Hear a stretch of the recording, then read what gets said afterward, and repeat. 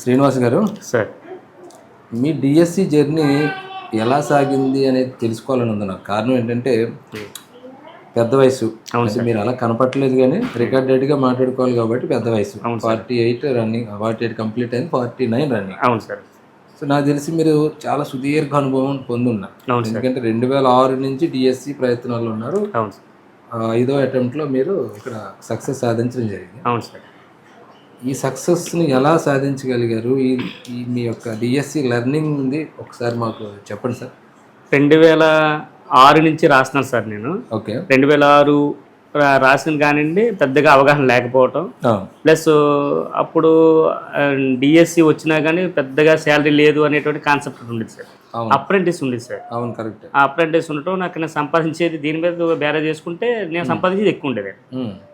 అదొక సమస్య అండి. అవును, 2500 ఇచ్చేవారు. అవును, నాకు అక్కడ అప్పుడు నాకు 5000 ఇచ్చేవారండి. 5000 ఇస్తుంటే ఇంకా నాకు అదే గొప్ప అనిపించింది సార్. శాలరీ చూసుకున్నారు. శాలరీ నాకు భవిష్యత్ అనేది ఇంకా దానికంటే ఇదే ఉంటుందేమో అనిపించింది తప్పండి. నాకు డిఎస్సి రీచ్ అవ్వాలనే కోరిక అయితే పెద్దగా ఉండేది కదండి. తర్వాత 2012 నుంచి సార్ నాకు చదవాలి, అక్కడ ఆపర్చునిటీ తగ్గిపోతున్నాయి, మనకి భవిష్యత్తులో సర్వైవ్ కావాలంటే కనుక కంపల్సరీగా డిఎస్సి కొట్టాలి. కానీ కొట్టాలనే గోల్ ఉంది కానీ సార్ ఆ గోల్ చేరుకోవడానికి నాకు మార్గాలు అనేవి సరిగ్గా కనిపించేవి కదండి. ఏదో చదువుతున్నాం, ఏదో బుక్ కొనుక్కుంటున్నాం, ఏదో చదివేస్తున్నాం అంటే తప్పండి. ఏది చదవాలి, ఎలా చదివితే బాగుంటుంది అనేటువంటి ఒక ప్లానింగ్ అంటే ఇవి లేదు సార్ నాకు. అప్పుడు 2012లో నేను తెలుగు రాశానండి. తెలుగు రాసాను, అవ్వలేదండి అప్పుడు. తర్వాత బయట మళ్ళీ డిఎడ్ చేసి 2014లో ఎస్జిటికి రాశానండి. ప్రయత్నాలు ఉన్నాయి. అవును సార్, ఎస్జిటి రాశానండి. అంటే సోషల్ కూడా రాశాను కానీ చదవలేదండి. మెయిన్ కాన్సెప్ట్ ఎస్జిటి మీద పెట్టి రాశాను. రాస్తే అది నాకు ఒక 4 మార్క్స్లో పోయింది సార్ నాకు. నాకు మ్యాథ్స్ అసలు రాదు, దానివల్ల మొత్తం మైనస్ అయిపోయిందండి. ఓకే. అది అలా పోయింది. 2014 ఎప్పుడైతే నాకు మైనస్ అయిందో నాకు 2018 వచ్చేసరికి ఏది ఏమైనా సరే సోషల్ అసిస్టెంట్ తప్ప మనకి ఏది పనికిరాదు అనేటువంటి కాన్సెప్ట్కి వచ్చానండి. వచ్చిన తర్వాత 2018లో కష్టపడి చదివాను కానీ సార్ నాకు మార్గం సరిగ్గా లేదు. ఆ లాస్ట్లో మీ యొక్క ఆన్లైన్ క్లాసులు చూశాను సార్ నేను. ఓకే. 2018 అంటే యూట్యూబ్లో చూశానండి. ఓకే. యూట్యూబ్లో చూసినప్పుడు నాకు అప్పటి వరకు నేను ఏదైతే ఉంటే బాగుంటుంది అనుకున్నానో అది నాకు కరెక్ట్గా సెట్ అయింది సార్. మీ యొక్క క్లాసులు కానీ, మీ యొక్క ఆన్లైన్ ఎగ్జామ్ పెట్టే విధానం కానీ నాకు బాగా బాగుంది. సార్ బాగా పెడుతున్నారు, సబ్జెక్ట్ చాలా బాగా అందిస్తున్నారు అనేటువంటి కాన్సెప్ట్ ఉందండి. కానీ నాకు టైం లాస్ట్లో చూడటం, నాకు టైం కుదరకపోవటం, ప్లస్ నేను ఫుల్ఫిల్ చేయలేకపోయాను. ఆ ఫుల్ఫిల్ చేయలేకపోవటం వల్ల నాకు 75.63 వచ్చి 101 ర్యాంక్ దగ్గర ఆగిపోయింది సార్ నాకు. అప్పట్లో 2018 63 సార్. అద్భుతమైన స్కోర్. బట్ స్కోర్ అక్కడ అప్పుడు పోస్టులు తక్కువ వల్ల రీచ్ అవ్వలేదు. అప్పుడు నాకు అనిపించింది నేను కొట్టగలను, కాదంటే నాకు ఒక గైడెన్స్ కావాలి, ఒక మార్గం చూపించేటువంటి ఒక వ్యక్తి కావాలనుకున్నాను. అలాగని చెప్పేసి బయట కోచింగ్ వెళ్ళడానికి కూడా అవకాశం లేదండి. నాకు ఫ్యామిలీ ఉండటం వల్ల నాకు కుదిరేది కాదండి. ఆ కుదరకపోవడం వల్ల ఆ 2019లో ఎప్పుడైతే మీరు ఆన్లైన్ ఎగ్జామ్ స్టార్ట్ చేస్తామని చెప్పేసి అనౌన్స్మెంట్ ఇచ్చారు, అప్పుడు నాకు జాబ్ సంపాదించాను నేను, నాకు ఇబ్బంది లేదు అనేటువంటి కాన్సెప్ట్ భరోసా నాకు అప్పుడు వచ్చిందండి. ఓకే.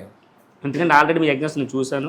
ఆ పెట్టేటువంటి విధానం కానీ, క్వశ్చన్ వైజ్ ఎనాలిసిస్ కానీ, ఆ క్వశ్చన్ ప్రిపేర్ చేసేటువంటి ప్యాటర్న్ కానీ, డెప్త్ కానీ చాలా బాగా అనిపించింది అన్నది. అదే విధంగా నాకు నమ్మకం అనిపించింది. అప్పటి నుంచి మీతో జర్నీ స్టార్ట్ చేశాను సార్. ఆ జర్నీని చేసిన తర్వాత నేను టెట్గా అయితే ప్రత్యేకంగా ఎప్పుడు చదవలేదండి. టెట్కి నేను ఎప్పుడు చదవలేదు, ఓన్లీ డిఎస్సికి మాత్రమే చదువుకోనండి. కానీ మీరు పెట్టిన ఎగ్జామ్ ప్రతిదీ రాసేవాడిని. టెట్ ఎగ్జామ్స్ రాశాను. రాస్తే నాకు అప్పుడు 111 నుంచి 116.79 వరకు వచ్చింది. పర్లేదు, బెటర్ స్కోరే అనేటువంటి అనిపించింది. ఇంకా నేను నా యొక్క పెర్ఫార్మెన్స్ ప్రూవ్ చేసుకోగలనని నమ్మకం కదండి. దాంతోపాటు మీరు కూడా అప్పుడప్పుడు మాకు ఫోన్లు చేయటము, ఎలా చదువుతున్నారని అడగటం, ప్లస్ ఏదన్నా మేము తెలియకుండా వయసుతో నిమిత్తం లేదు, సబ్జెక్ట్లో ఎవరైనా చిన్నపిల్లలే కాబట్టి అండి మేము చేసే మిస్టేక్స్ ఏమంటే మీరు మాకు చూపించడం, ఎలా కాదు అలా చేయండి, ఎలా చేస్తే బాగుంటుంది అనేటువంటి చదివేటువంటి విధానం కూడా గైడెన్స్ చేయడం కూడా నాకు చాలా హెల్ప్ఫుల్ అయింది సార్. ఓకే. మీరు మాట చెప్పారండి, మీరు చదివేటప్పుడు ముందు నుంచే చదువుతున్నారు, వెనక నుంచి కూడా చదవండి. అవును, రివర్స్ రీడింగ్. రివర్స్ రీడింగ్ అని చెప్పండి. దాంతోపాటుగా ఒక బుక్ ఓపెన్ చేయండి, దాంట్లో ఏ పేజీ అవుతా ఆ పేజీ మొత్తం చదివేయండి. Skipping method. ఆ విధంగా కూడా 6వ పేజీ 30 పేజీ 40 పేజీ అలా జంపింగ్ చేసుకోండి. ఆ విధంగా చేయటం వల్ల కూడా నాకు ఓహో నేను సడన్గా తీసిన పేజీ నాకు తెలిసిన బిట్లు ఉన్నాయంటే నాకు హ్యాపీ అనిపించింది. అప్పుడు రేపొద్దు మనకు అది చదివేవాళ్ళు అండి. అది మీరు ఇచ్చినటువంటి గైడెన్స్ వల్ల నాకు బాగా ప్లస్ అయింది సార్. నాకు రివర్స్ రీడింగ్ కానీ మీరు స్లిప్పింగ్ అన్నారు కదా అది కానీ మొత్తం బాగా ఇవన్నింటితో పాటుగా అన్నీ చదవటం వల్ల మీరు పాత కొత్త చదివించడం ప్లస్ ఇంటర్మీడియట్ రేంజ్లో మీరు మాకు ఎగ్జామ్స్ ప్రిపేర్ చేయటం ఇవన్నీ కూడా వెరసి మాకు ఒక విజయానికి బాట వేసింది అంటారు. ఎటువంటి సందేహం లేదు సార్. ఒకవేళ ఈ రోజు నేను ఇక్కడ కూర్చొని మాట్లాడగలుగుతున్నానంటే 100కి 100 పాళ్ళు మీరు పెట్టిన భిక్ష సార్. నేను ఓపెన్గా చెప్పగలను. కాబట్టి ఏంటంటే సార్ నాకు జాబు వచ్చిందనే దానికంటే మీ వల్ల నేను ఒక ఒడ్డుకు చేరనేటువంటిది మాత్రం నాకు చాలా హ్యాపీ సార్. మీ వల్లే నాకు ఈ యొక్క సక్సెస్ వస్తుంది అనుకున్నాను కానీ సార్ నాకు ఇంత మంచి సక్సెస్ ఇస్తారనేటువంటి వస్తుందనేటువంటి ఆశ అయితే లేదు. సెట్ అవుతాను పర్వాలేదులే అనిపించింది నాకు.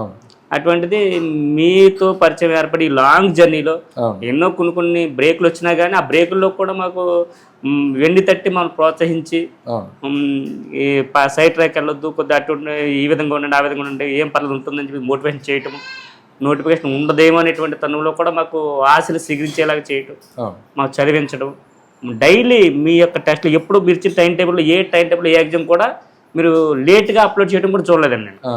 అవునవును, టైం పలానా టైంకి వస్తుందంటే ఆ టైంకి ఎగ్జామ్ వచ్చేసింది. ప్లస్ మీరు వేసిన ప్లానింగ్ కానీ మరీ ముఖ్యంగా 100 డేస్ ప్లానింగ్ అయితే కనుకండి దాంట్లో ఇంకా తిరిగిలేదు సార్. ఆ 100 డేస్ ప్లాన్ అయిన మరుక్షణం మాకు నోటిఫికేషన్ రావడం ఏంటి, అక్కడి నుంచి మాకు అప్పటి వరకు మా సిలబస్ కంప్లీట్ అయిపోవడం ఏంటి, ఆ తర్వాత మళ్ళీ ఓన్లీ డౌట్ క్లారిఫికేషన్ కింద అయిపోయిందండి మాకు.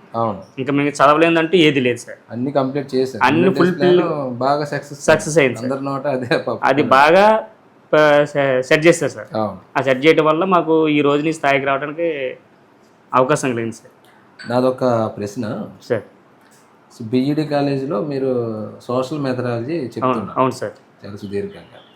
కానీ మీరు ఏమనేవారంటే సార్ నేను మీ సోషల్ మెథడాలజీ క్లాసులే ఫాలో అవుతాను, నాకు అంత బాగా నచ్చాయి అనేవారు. అవును సార్, అది నాకు చాలా సంతోషం వేసింది. ఎందుకంటే ఒక రకంగా మీరు నేను ఒకటే ఫీల్డ్లో ఉన్నట్లు లెక్క. నేనైతే గవర్నమెంట్ జాబ్లో ఉన్నాను, మీరు లేరంతే. అయినా మీరు నా క్లాసులు ఇష్టపడటం ఏంటి అసలు, ఎందుకని మీకు అలాగ అనిపించింది? బూస్ట్ ఇవ్వడానికి అన్నారా లేకపోతే? సార్ ఒక్కటి మాత్రం వాస్తవం సార్, నేను వాస్తవం చెప్తున్నాను. మెథడాలజీ క్లాసులు మీరు ఎప్పటి నుంచి చెప్పారన్నది నాకు పెద్ద ఐడియా లేదు, కానీ నేను 2008 నుంచి చెప్తున్నానండి. కానీ ఆ 2008 నుంచి చెప్తున్నది కొంతమంది ఇష్టపడేవారు, కొంతమంది ఇష్టపడేవారు కాదు. కొన్ని సందర్భాలు నాకు కూడా కొద్ది ఆత్మ పరిశీలన చేసుకునేటువంటి పరిస్థితి ఏర్పడేదండి.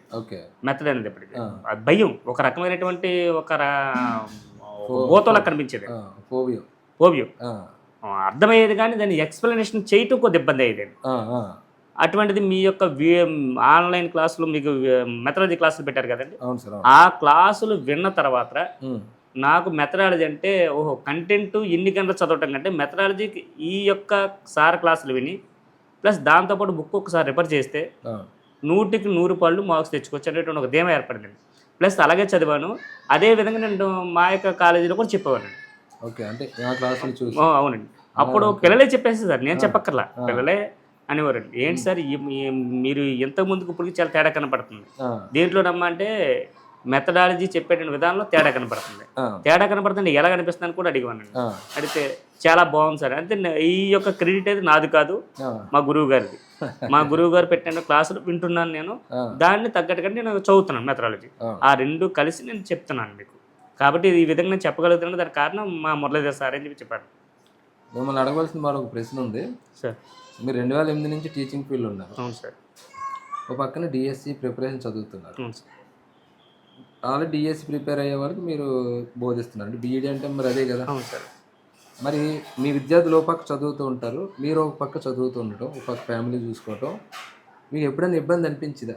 నేను ఇలాగా అంటే మా సార్ మీరు ఇంకా చదువుతున్నారా అనేటువంటిది ఒకటి వస్తుంది కదా. ఎందుకంటే మరి ఏజ్ పెరుగుతూ వస్తుంది కదా. అవును సార్. అవును సార్. ఇది ఎప్పుడైనా ఇబ్బంది వచ్చిందో, వస్తే దాన్ని ఎలా మీరు ఫేస్ చేయగలిగారు? ఇబ్బంది అంటే కొద్దిగా అనిపించేదండి. కాదండి ఒక్కటండి, టీచర్ అనేటువంటి ఎవ్వరు వేరు లెర్నర్ కదా సార్. అవునవును. అదొక కాన్సెప్ట్. నేను అప్పుడు ఒకటే చెప్పేవాడిని. నాకు జాబ్ విషయం పక్కన పెడితే నేను మీకు చెప్పాలి. అవును. మీరు నా నుంచి ఏదో కొత్తది ఆశిస్తారు కంపల్సరీగా. అవును. చెప్పిందే చెప్పడం కాదు కదండి. అందుచేత నేను కూడా చదువుతున్నాను అనేటువంటి కాన్సెప్ట్‌తో ఉండేవాడిని నేను. పిల్లలకు కూడా అదే చెప్పేవాడినండి. కానీ ఎక్కడో గిల్టీ అనిపించిందండి నాకు. ఆ! ఆ! ఇంకా నా దగ్గర చదువుకున్న పిల్లలేమో జాబులు సంపాదిస్తున్నారు. నేను సంపాదించలేకపోయాను. ఉంటది కదా మరి. అదే చివరికి అడుగుతున్నాను. అదొక గిల్టీ ఫీలింగ్ ఉండేదండి నాకు. చివరికి మా పిల్లలు కూడా అంటుండేవారండి నాకు. ఆ! మా పిల్లలు కూడా, "ఏంటి డాడీ నువ్వు చదువుతున్నావు, మేము చదువుతున్నాం, నువ్వే ఎగ్జామ్ నేను ఎగ్జామ్ రాస్తాను." ఇదే మాట నేను చాలా సార్లు విన్నాను. ఆ! ఆ! విన్నాను కానీ నాదైతే వేరమ్మా. నేను పిల్లలకి చెప్పాలి కదా, నేను చదువుతానని చెప్పేవాడిని. అవునులే. కానీ ఉండేవి సార్, ఆ ప్రాబ్లమ్స్ అయితే ఉండేవి సార్. ఉంటది. కంపల్సరీ ఉండేది. లేదని నేను చెప్పడానికి సరిపోను కానీ సార్, ఆ! ఆ ప్రాబ్లమ్స్ ఉండేవి. ఎవరన్నా మా స్టూడెంట్స్, "సార్ 2 చేతులు పెట్టి దండం పెట్టి సార్ మీరు అదే పోస్ట్ వచ్చింది సార్" నాకంటే మరి ఒక బాధ పక్కనే ఆనందం ఉండేది సార్. మరో ఒక పక్క పక్కనే ఏం నేను ఎందుకు సక్సెస్ కాలేకపోతున్నాను, ఏంటి నా లోపం అనేటువంటిది ఒక రకమైన ఉండేదండి. ఉంటది. ఆ లోపాన్ని సరి చేసుకునే అవకాశం మాత్రం నాకు మీ వల్ల దొరికింది సార్. ఎందుకంటే నేను ఇది అడగడానికి ప్రధాన కారణం మీలాంటి స్థితి చాలా మందికి ఉండదు. ఇప్పుడు మీరు చూడండి, ఇప్పుడు లాస్ట్ అటెంప్ట్ మీకు ఇది. అవును సార్. 49కి వచ్చారంటే మనకు అవకాశం లేదు. లేదండి. ఇప్పటి వరకు అదే ఫీల్డ్ ఉన్నప్పుడు చాలా అవమానాలు ఎదురవుతాయి. అవును సార్. ఇప్పుడు అలా ఇప్పుడు కూడా ఉన్నవాళ్ళు ఉంటారు మీలాగా. అవును. వీళ్ళకి మీరు ఇచ్చే సలహా ఏంటి? మీ అనుభవాల ప్రకారం ఏం చెప్తారనే కోణంలోనే అడిగాను. ఓకే. ఇప్పుడు ఏం చెప్తారు మీరు అది? అలా ఉన్న వాళ్ళకి మీరు ఇచ్చే సలహా ఏంటి చెప్పండి? ఎలా తట్టుకోవాలంటారు ఇలా? నేనైతే ఒకటే చెప్తాను సార్. ముందు మన సామర్థ్యం ఏంటో మనకు తెలియాలి. ప్లస్ దాంతో పాటుగా ఎవరు ఏమన్నా పట్టించుకోవద్దు. దాంతో పాటుగా ఏంటంటే మనకంటూ ఒక డైరెక్షన్ ఇచ్చేటువంటి మీరంటే గురువుగారు కావాలి కంపల్సరీగా. ఎందుకంటే ఇప్పుడు మీరు అన్నారు కదండి, పిల్లలు, ఫ్యామిలీ, అక్కడ వృత్తిరీత్యా బాధ్యతలు ఇవన్నీ ఉన్నప్పుడు ఉన్న టయాన్ని మనం సద్వినియోగం చేసుకోవాలంటే మనకు ఉన్నటువంటి విధానం సరిపోకపోవచ్చండి. అప్పుడు అటువంటిప్పుడు ఏదైనా మనం ఒడిదుడుకుల్లో లోనైనప్పుడు సరి చేయడానికి ఒక గురువు గారు కావాలి. నాకైతే ఆ గురువు గారుగా మీరు కనిపించారు. ప్లస్ దానివల్ల నేను సక్సెస్ కాగలిగాను. కాబట్టి అండి ఎవరైనా సరే ఒకటే సార్, నేను హార్డ్ వర్క్ చేయాలి, దాంతోపాటుగా దేన్ని కూడా మనం సాధించలేము అనేటువంటి కాన్సెప్ట్ లేకుండా ఒక గురువు గారు ఆధ్వర్యంలో మనం నడిస్తే కనుకండి కంపల్సరీగా సక్సెస్ అవుతుంది. ఏజ్తో సంబంధం లేదు. ఓకే శ్రీను, మరొకటి అడుగుతాను సార్ మిమ్మల్ని. సార్ సో మనది సుదీర్ఘమైనటువంటి జర్నీ. అవును సార్. నన్ను మీరు 2018-15 నుంచే ఫాలో అవుతూ వచ్చారు. అవును సార్. 19 నుంచి ఆన్లైన్ ఎగ్జామ్స్లో దిగారు. అవును సార్. సో మీతో కూడా చాలా సందర్భాల్లో నేను మాట్లాడాను. మనకు మధ్య జరిగినటువంటి కాన్వర్జేషన్లో, సంభాషణలో మీకు గుర్తున్నది ఏదైనా ఒకటి చెప్తారా? ఒకటైనా చెప్పొచ్చు, రెండైనా చెప్పొచ్చు. గుర్తున్నదంటే సార్, నేను మొదటిసారిగా ఆన్లైన్ ఎగ్జామ్ రాసినప్పుడు నేను చాలా ఎక్స్పెక్ట్ చేశాను. నాకు 80% దాటేస్తుంది. అప్పుడు నాకు 62 వచ్చింది సార్. ఒక ఎగ్జామ్ మొదటి ఎగ్జామ్ సార్.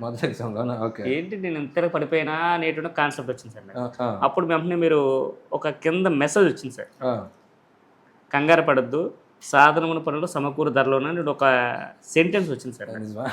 నాకు అది గుర్తుంది బాగా. ఓకే అయితే పర్లేదు, మొదటిది కదా, కంగారు పడక్కర్లేదు. నెక్స్ట్ మరలా ఒకసారి అయితే నాకు సడన్గా మీరే ఫోన్ చేశారు. నాకు ఫోన్ చేసి, ఏంటి శ్రీనివాసు నువ్వు ఏం చేస్తావు ఏంటని అడిగారు. అడిగితే నేను బిఎడ్ డిఎడ్గా లెక్చర్గా చేస్తాను నేను అని చెప్పాను. ఓకే మరి ఏంటి పరిస్థితి ఏంటి, ఎన్ని మార్క్స్ ఉన్నాయి టెట్ అని అడిగారు. అప్పుడు నాకు 106 మార్కులు అండి. అప్పుడు 106 మార్కులు అయితే 106 మార్కులు అంటే అవడో మాట అన్న 106 మార్కులు సరిపోతాయని నేను చెప్పను, కానీ నీ చేత నేను జాబ్ కొట్టించేది మాత్రం కంపల్సరీ చేయగలను అని చెప్పాను. నాకు అదొకటి బాగా గుర్తండి. నేను నాకు భోజనం చేస్తుండగా వచ్చింది నాకు ఫోన్ అండి. నాకు ఆ రెండు బాగా గుర్తున్నాయి సార్. నాకు నిజంగా అది దైవత్యం, అది నా నోటి ద్వారా అది వచ్చి ఉంటుంది. అవును సార్. అయితే ఆ సంఘటన గుర్తులేదు. అవును, ఏదో ఒకటి 2-3 గుర్తున్నాయి. మీరు కొంచెం డౌన్ అయినప్పుడు కాల్ చేసి నేను మధ్యలో కూడా సార్ ఒక 1.5 year కొద్ది బ్రేక్ అయ్యాడు. ఆ బ్రేక్ అయినప్పుడు కూడా మీ నుంచి నాకు దగ్గరగా 3-4 సార్లు కాల్స్ వచ్చినాయండి. కాల్స్ వచ్చినాయి. ఇప్పుడు ఏంటి శ్రీనివాసు చదవట్లేదు, ఏంటి పేరు కనపట్లేదు ఏంటా అని.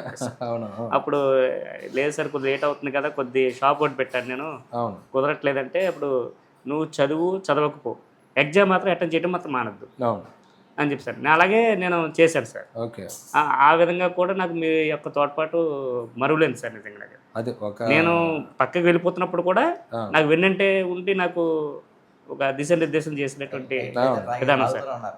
అంతే సార్. అంటే నేను మొత్తం లిస్ట్ తీసుకుని ఉంటాను. మా స్టాఫ్ నాకు ఇచ్చినప్పుడు గ్రాఫ్ చూసేటప్పటికి నాకు అర్థమవుతుంటుంది. అవును సార్. తెలివైనప్పుడు మీ గ్రాఫ్ మీ పేరు కొట్టగానే నాకు గ్రాఫ్ వస్తుంది. డౌన్ అవుతుందంటే ఖచ్చితంగా అలర్ట్ చేస్తానన్నమాట. వీడియో రూపంలో చేయొచ్చు, లేదంటే కాల్ చేసి క్లాస్ పీకడం అనమాట. అవునండి. అలాగా చేసే నాకైతే ప్రత్యక్షంగానే మీ దగ్గర నుంచి నాకు చాలాసార్లు కాల్స్ వస్తున్నాయి సార్. ఓకే. ఓకే.